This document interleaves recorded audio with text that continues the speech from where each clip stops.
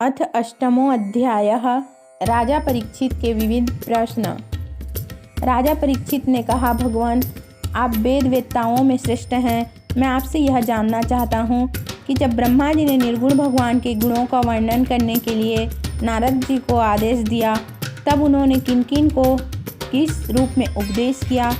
एक तो अचिंत्य शक्तियों के आश्रय भगवान की कथाएं ही लोगों का परम मंगल करने वाली हैं।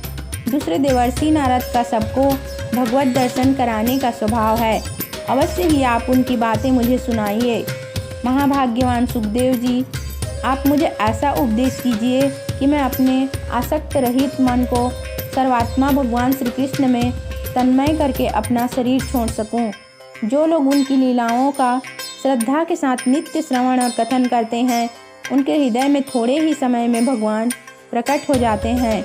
श्री कृष्ण कान के छिद्रों के द्वारा अपने भक्तों के भावमय हृदय कमल पर जाकर बैठ जाते हैं और जैसे शरद ऋतु जल का गंधलापन मिटा देती है, वैसे ही वे भक्तों के मनोमल का नाश कर देते हैं। जिसका हृदय शुद्ध हो जाता है, वह श्री कृष्ण के चरण कमलों को एक क्षण के लिए भी नहीं छोड़ता।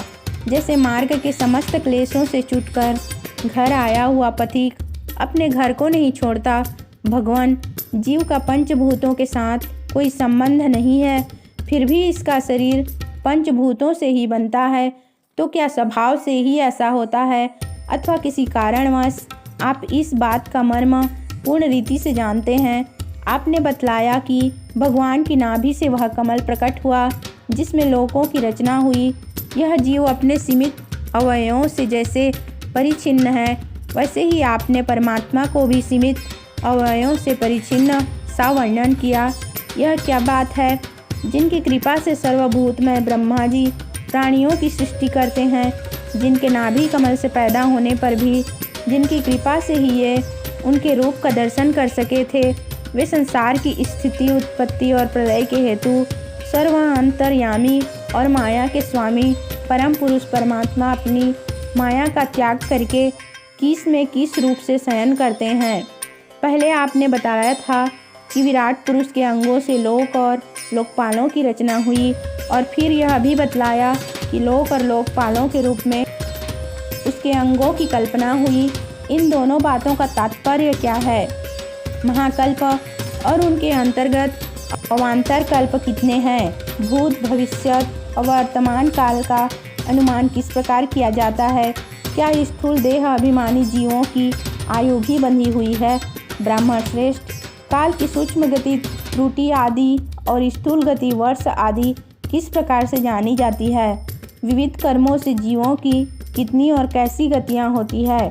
देव, मनुष्य आदि योनियाँ सत्व, रज, तम इन तीन गुणों के फलस्वरूप ही प्राप्त होती हैं।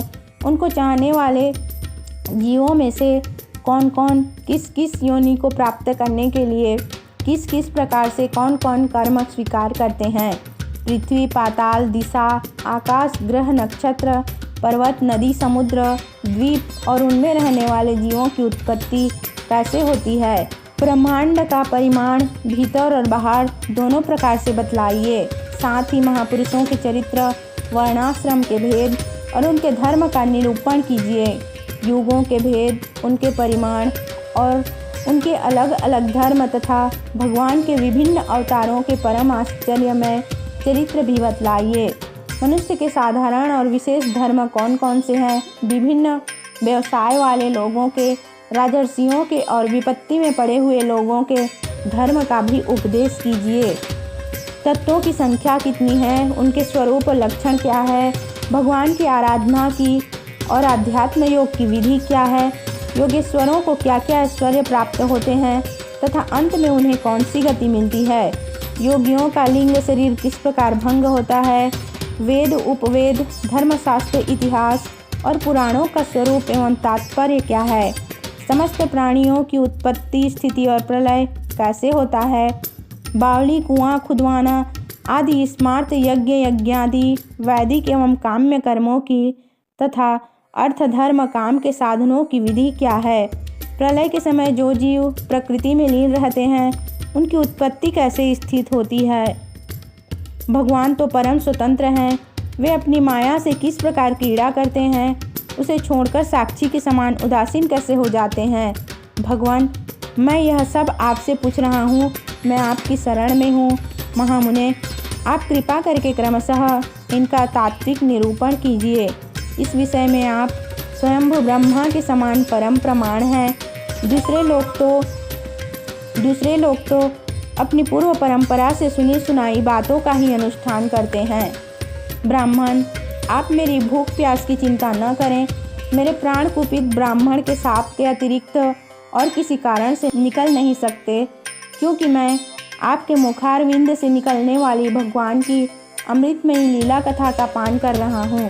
सूत जी कहते हैं, शौनक आदि ऋषियों, जब राजा परीक्षित ने संतों की सभा में भगवान की लीला कथा सुनने के लिए इस प्रकार प्रार्थना की, तब सुखदेव जी को बड़ी प्रसन्नता हुई। उन्होंने उन्हें वही वेद तुल्य श्रीमद् भागवत महापुराण सुनाया, जो ब्रह्मकल्प के आरंभ में स्वयं भगवान ने ब्रह्मा जी को सुनाया था।